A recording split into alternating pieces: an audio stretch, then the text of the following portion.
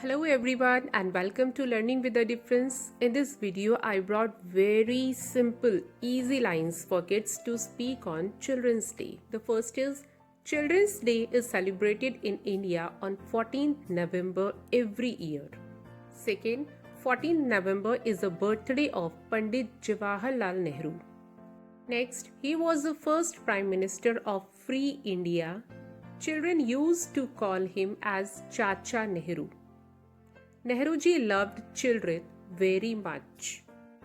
He believed that children are the future of the nation. He used to spend his free time with children. We should follow his teachings. We celebrate this day with happiness and joy. We pay tribute to Nehruji on his birthday. Thank you. Have a nice day.